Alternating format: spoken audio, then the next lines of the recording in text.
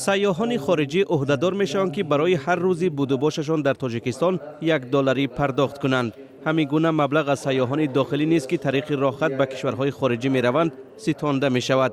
سال گذشته تقریبا 1,200,000 جهانگرد خارجی از تاجیکستان دیدن کردند. سیاحت آنها در کشور به حساب میآید تا یک هفته را تشکیل می‌دهد. همچنین مقامات تاجیکستان از هر داوطلب زیارت حج فرضی و عمره $50 خراج حتمی خواهند ستاند.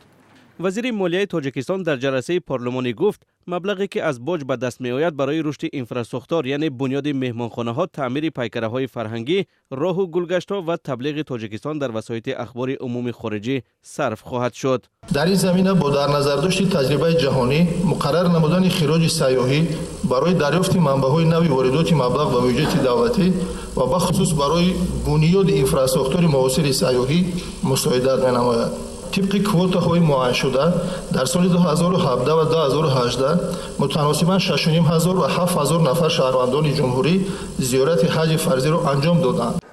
در شرکت‌های سیاحی میگویند باید بین جهانگردی و حج فرق گذاشته شود. به گفته شرکت‌های سیاحی ستاندن باج همان مالیات مهمانخانه‌هایی است که در سراسر جهان رایج است. در دیگر کشورها این تجربه وجود دارد، اما در تاجیکستان هنوز مکانیزمی مربوط به سیاحان داخلی پوره شکل نگرفته است. امیدواریم با قرار حکومت ما این را به راه میمانیم. یکی از مالیات سپارندگان مهمانخانه ها و شرکت های سیاحی خواهند بود که جهانگردان را قبول می کنند. حالا برای آنکه باج دو کرته سپاریده نشود، این مسئولیت را یا شرکت های توریستی بر دوش می گیرند یا مهمانخانه ها.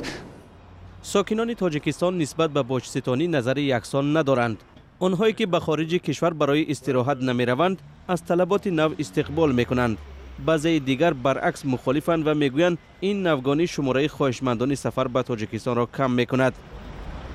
ای طرف ما هم بدیش کد نمیره، در مقصد کم آدم میره. Значительно کم میشه، توریست هم کم میشه. به نظر من در اول می شود مبلغ باج را کمتر کرد، اما در هر صورت کشوری که برای جهانگردان مکانهای دیدنی دارد و قابل توجه است باید باج ستاند. این مبلغ حداقل برای بنیاد گلگشت ها کمک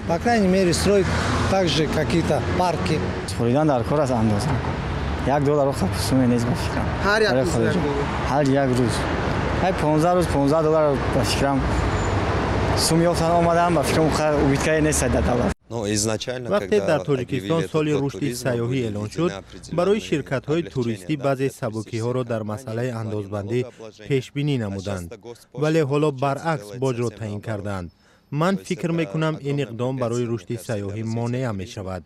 با این هم ستاندن باج حتمی از سیاحان داخلی و خارجی الکی از ماه می آغاز می شود.